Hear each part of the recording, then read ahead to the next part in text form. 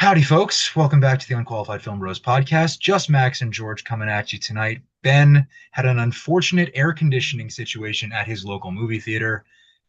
Absolutely devastating, and I didn't want him, or we didn't want him to bake to see this movie.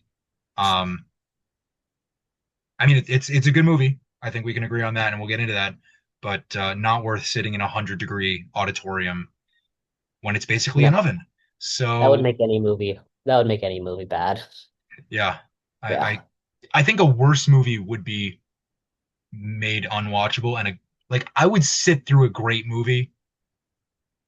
Like if you can do a 90-minute great movie in that kind of heat, I'll survive.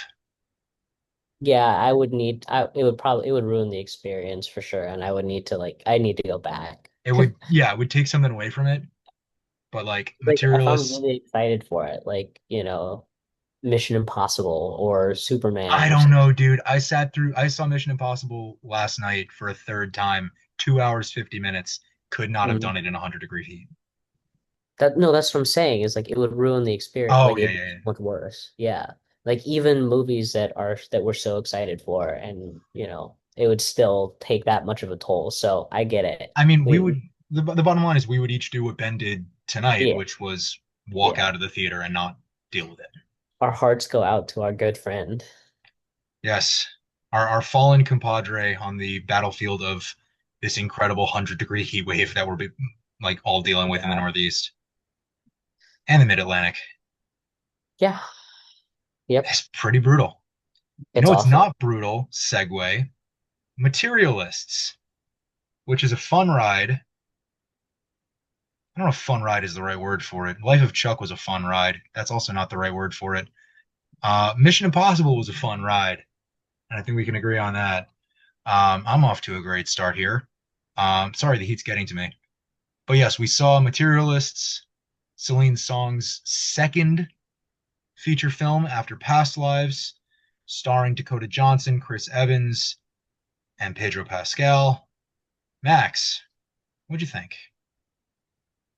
I enjoyed it. I think it went off the rails a little bit at towards, for the last 45 minutes, but it didn't do it in a way that I felt was so out there that it, didn't make some sense. Like it told a real story, right? It told a very real story about something that could happen in a scenario like this, right? Like the whole time that we're watching this film, it's about real lives and real experiences of people going through dating in New York, And that stayed true, even as it kind of went a little off what I expected it to go off of, I guess. How so? But I think it was I thought it was still a really strong movie, and that it it it kept that ethos of being true to experiences of real people. And like that's important in a movie about dating and romance, I think. Sometimes we can get idealized, and I know a lot of people, including myself, thought that this was purely going to be a rom-com, I watching mean, the that's trailer and that's how I everything, set it up at the end of last week's episode, was saying we're doing a and rom-com next week. what the trailer looks like, the influences that Celine Song has cited in some of her And press also work and just everything. the music choice for the trailer. Yeah. Material Girl, that's It, it was like, all right, we're welcome back, early 2000s rom-coms. Like, yeah. here we go, let's do it. And I was ready for it. But then But this movie turns into being so much more. It's mhm, not a rom-com, it's not a romantic drama. mm-mm. You know, Wikipedia, as great as it is as the free encyclopedia, the people's encyclopedia. By the way, use Wikipedia instead of ChatGPT to answer your questions. Um, the the way it describes it is a romance film, when a lot of times a movie like this would be like romantic comedy drama, Yep. romantic comedy, romantic drama. Um, but this film is a romance film because that's its thematic nature, but it's also its subject matter. This is a film about romance and love and dating and relationships and all of the above and more. It looks at like what you said, Max, the very true nature of modern 21st century dating through the lens of a matchmaker, um, being involved in her own romantic entanglements with a potential future suitor in Pedro Pascal's Harry, and a past romantic flame 5 years worth in Chris Evans' John. So we're getting a pretty standard love triangle story. Um, we don't really see much interaction between Pedro and Chris, except maybe when they're at the wedding a little bit, and then maybe a little bit at the bar. But Hmm. I don't think they ever really speak to each other. Each of them sort of goes through their right. They don't talk to each other. No, Um, there's if there is, it's very little. Yeah. but they go through and they know of each other through Lucy, through Dakota Johnson's character. Yep. So we're getting a love triangle, but it's all through the one person. And I think that was a really not unique or refreshing, but certainly different uh, idea of the love triangle trope, because mostly love triangles, when presented in TV or film or theater or writing or novels or whatever, they all interact with each other and they get through it together as a unit of three, and they figure it out, and eventually a couple forms or everyone goes their separate ways, and that's how the story ends. But this one, we see, in a sense, Lucy gets to play, her name's Lucy, right? Yeah. Okay, Lucy Mason or sure. something. Um, check on that while I finish my thought. Um, we see her try both avenues in this film. Um, the bulk of the second act is her flourishing relationship with Harry, Pedro Pascal, and the uh, the two of them share chemistry. Like Dakota and Pedro share chemistry, but just in terms of how the story plays out, you know that it's not really going to work out for the two of them because of everything they set up in their first interaction, when she invites him to be a client first and he decides to pursue her romantically. Like there's already a disconnect in this relationship, and that's going to sow the seeds of something that we as the audience know probably won't work out. In the same scene, when we're introduced to John, or is the same scene we're introduced to Harry, we're introduced to John, and we get the flashback to the stopped car in the street, fighting in front of everybody, stopping traffic from years earlier when Lucy and John's first relationship ended. And then throughout the rest of the film, even when she's with Harry, she goes to John's play and they're at the bar and they talk together. And then when Sophie is assaulted and is terrified and scared as anyone would be, and pissed off at the matchmaking service, and dealing with this major traumatic life event, Lucy doesn't call Harry, she calls John to talk through it. And that's when we're getting a little bit more of the, okay, I think I see where this is going, with Lucy and John maybe reconciling and finding their way back together. And then the entire third act of the movie happens. She ends things with Harry very early in the third act, and Pedro's gone for the rest of the movie. They mention him Yeah. at the very end, saying, "Hey, he's a client now. He had a great date." Like we get a little bit of off-screen closure for his character. But the third act is almost entirely Dakota Johnson and Chris Evans going on their adventure upstate, attending the wedding they weren't invited to, having a little meditation on what they mean to each other, and then going back to help Sophie with her attacker, threatening her outside of her apartment.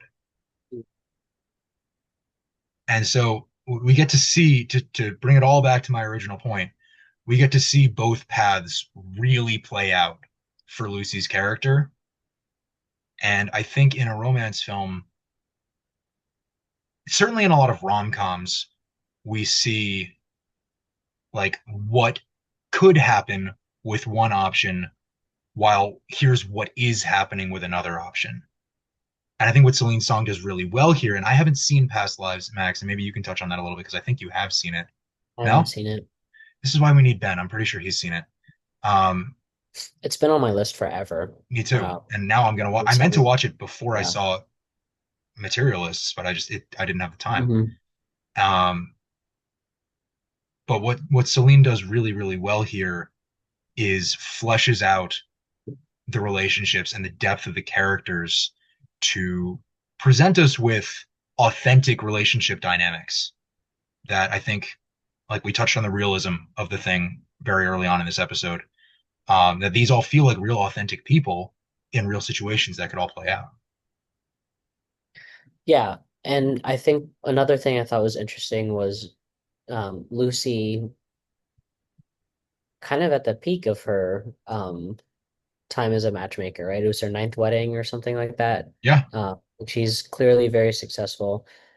Um, right. And then later on, we get Very, the she's got it all, coworker. right? She knows exactly what she knows what she's doing at her job. She's a star. It seems like she knows what she wants when she's looking for someone in her personal life, and then almost immediately we get that flashback to the scene in the street where they're fighting on their anniversary, and you realize how much of a mess she kind of is.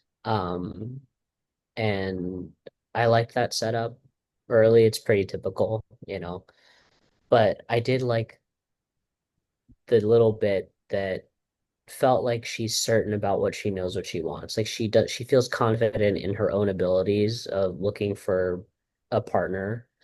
It just happened to be John, but she didn't know yet. Yeah, and she sort of comes to that realization throughout the film. Um, Mhm. like we say, Pedro not being in the third act of this movie. Dead, gone, I mean, bye. it's basically, I mean, other than maybe one scene, it's the same thing for Chris in the second Mhm. act because we're watching Lucy and Harry be together and see what that relationship's all about. And over the course of that, there are those windows into the relationship with John, Lucy's relationship with John, that we see that the threads are still there. They're still connected. They still have this hold on each other. That even though when Lucy and John have it out outside the wedding in the third act of the film, they are each talking about how much of a mess they are and why they can't get their lives together and why they aren't perfect for each other. But if you'll remember the beginning of the movie and their first interaction outside the first wedding, when John offers Lucy a ride, John asks, "Are we soulmates?" And Lucy says, "Probably." Like that's our first indicator that these two are going to end up together when you look back on it. But then we get to the end of the movie and we understand that they've got, first of all, a lot of baggage individually, like you touched on, especially Lucy, but they've got a lot of baggage together, having dated for 5 years, had that big blow up in the street, and Mhm. now being very loosely connected for the last few years. I assume it's been a few years since they split up. Yeah, some time has passed, but the emotional connection and the sort of the spark, well, the spark might have died, but it's, this is them reigniting it, but they never lost that connection between the two of them. And that, that's pretty clear from the beginning. And that's that great interaction, right? Where Mhm. they talk about love and they talk about what love means to each of them. Yeah. And they both mention that they love each other back to back right in that moment. But Lucy's got a great line, and Dakota Johnson delivers it very well. That line where she says, "I'm pretty sure you're the reason I know how to love," which Mm. is such a special feeling for a person to have. And then for Celine Song and Dakota Johnson to be able to convey that meaning through that scene and Chris Evans, to his credit, his reaction to it, is sensational. It is the crux of this movie. It is the heart of this movie. Is what does love mean to each of us, and how do we find our person in the world that makes us remember why love means that much? And the journey that takes you there too. Yeah, Because I don't think I don't think the film was really trying, it wasn't trying to hide the fact that Lucy and John would end up together. I think it was the more interesting part about it was that we get to watch Lucy and follow her journey into discovering more about herself, not only through her job and sort of the personal relationships she fosters with her clients, right? It's not like she's just a matchmaker, it's one and done, bye. It's she's there on the wedding day talking down a bride who wants to walk away on the day of her wedding. It's her planning things for, grooms and brides to be, whomever it might be. She's really involved in these people's lives, and she thinks she said that line early in the film of what was it? I don't know a lot about, you must know a lot about uh you must know a lot about love, love. I know but a I lot know a about lot about dating. dating. She knows she was being coy there, sure, but I think she knows more than she's letting on, and we get to see that sort of come out of her over the course of the film. Yeah, and we never really see it with Harry, but we do obviously see it with John. And I No, want to touch a Harry's little bit not very more. interesting. Well, yeah, I want to touch a little bit more on Harry because we talked a lot about Lucy and John. We haven't really talked about Lucy and Harry. And first of all, another great turn from Pedro Pascal, um, Mhm. the leading man of Hollywood right now, it seems. And we're going to talk about him again in about a Can't get month, rid of him. which I'm very excited about. Mhm. I think that's our first week of our last week of July episode is the Fantastic Four First Yeah, Steps. yeah. Very excited for that one. But Pedro in this film in Materialists, we get to see him as this suave, legs extended, like private equity financial guy in New York City with a $12 million penthouse in Tribeca.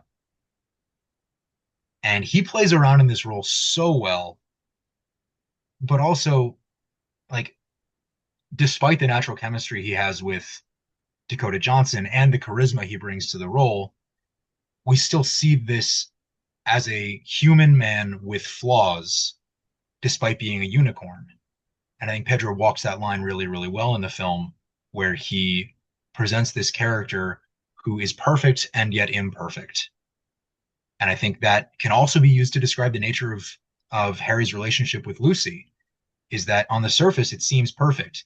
They each appear to know exactly what they want from each other, and yet when it ends, we see that they did get what they wanted from each other. It was, in essence, a business deal of a relationship. They talk about how marriage is a business deal, but their relationship was a business deal because it was entirely surface level. It didn't have any deeper meaning or depth to it, despite their best efforts at romance. You know, the nice restaurants and the luxury car rides and apartments and all that. It's still not love.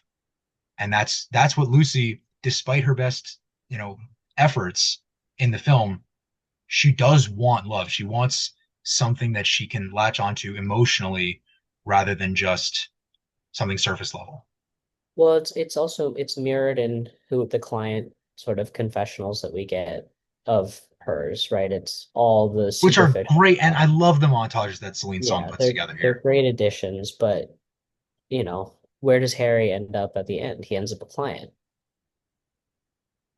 and sure, he's not as brazen as some of the other ones, and he's not crass in the way that some of the other clients are, but he still ends up a client. Um, and she ends up, I guess, happily ever after, but he ends up needing help. And, I think that's interesting. Yeah, because he at the beginning of the film and really throughout much of his presence in the film is a man who knows what he wants, or at Yeah. least says he knows what he wants. And then that's an excellent way of phrasing it, Max, that we see him in a position at the end of the film. Well, I mean, we don't see him, but we hear about him at the end of the film in a position where he can't get everything he wants just by being the best looking, the tallest, the most successful, the richest guy. He is in a position where he has to ask for help to find someone who is a better match for him than Lucy. hmm hmm And I think it's also important that the film doesn't discount the people that do chase that, right? And by that I mean people that are like Harry, not the crass one, but like the ones with material wealth, and that's okay to go chase that. It is abs but that you still have to be a good person at your core in order to, you know, come out of it smelling like a rose, I guess. Yeah, and I think the the flip side of that is what Sophie goes through. Sophie P, Zoe Winters' character, and by the way, great turn from Zoe Winters. Gives a great performance here. Um, she's set up on. I mean, we first meet her after she's gone on her first date with someone. We find out through a phone call that he didn't really want to pursue it any further. There's that letdown and that emotional recoil. But then she goes on another great date. The guy says it went great, and then Sophie goes silent because she was assaulted by this guy, which is entirely fucked up and traumatic and scary and all of that. So that's, I mean, Lucy talks about it with her boss. Like that's the risk. That's something that you're aware of going in, but you still don't expect it'll happen. And I think with a matchmaking service like this, you could have a unicorn like Harry probably getting dates with anyone he wants through the matchmaking service. And maybe he gets his happily ever after. We don't know. But then Sophie's filing a restraining order against her assaulter at the end of the movie. So there's the good with the bad in the role of the matchmaker. Um, Certainly in Lucy's uh, career in the role. Um, but I think that's another interesting side of Lucy's character. And then to see Sophie's arc fully fleshed out instead of just being a side character or a one-off in one of those brief montages, like we get to see sort of the whole picture of what Lucy goes through in her role. hmm I don't really know if that was the original point I was trying to make because we were talking about Harry, but Yeah, you kind of lost me there. I'm not gonna I lie. lost myself there. But anyway, Harry, um, he what did we talk? We talked about how great Pedro was. Um, talking about his emotional arc as learning that he needs to ask for help. That was it. So he has to find a way to find what he's looking for without just going to get it. Yeah, I lost myself and started talking about Sophie. But yeah, he's Harry, gotta go out and like, yeah, yeah, yeah. yeah, We got you. we found it. Um, yeah, I think the bottom line is I think we both need to see past lives to get a hmm better sense Yeah. of Celine Song as a writer and director, her meditations on love and romance and relationships and dating and all of the above. Uh, but Materialists, yes, it does kind of lose itself in the third act. I think it goes on about 20 minutes too long.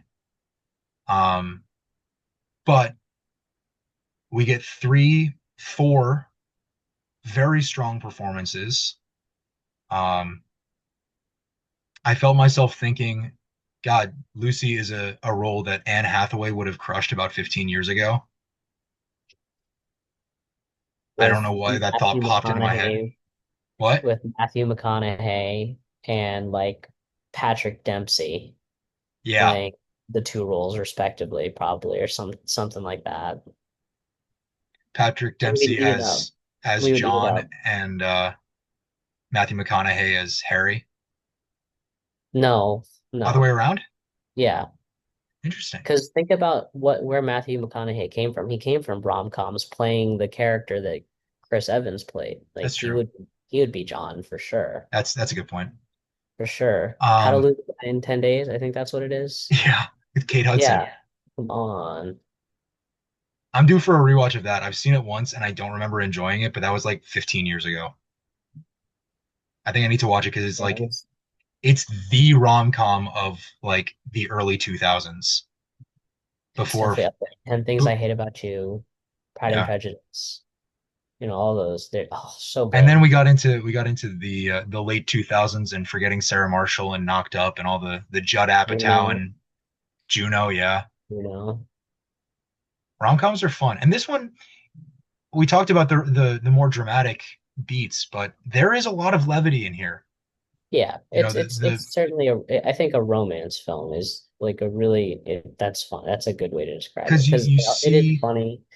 It you see the is, fun moments of but relationships, you see the dramatic moments of yeah, it's a relationships. romance film. It's Yeah. a romance film, and we each toss it a recommendation. Mhm. Go check it out in a movie theater. Support local cinema.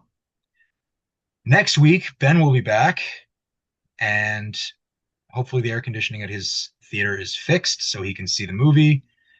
Hopefully the sound system's working at his movie as well, and the screens, because Joseph Kosinski is back. We are talking about F1, the Formula One movie starring Brad Pitt and Javier Bardem. Very excited for a very loud, very cinematically pleasing experience this weekend and next week. Seeing it Yeah. in IMAX, very excited. Yeah. So we will see you for F1 next week. In the meantime, enjoy Materialists, enjoy some good movies. Let's finish June on a strong note. Good night, everyone. Good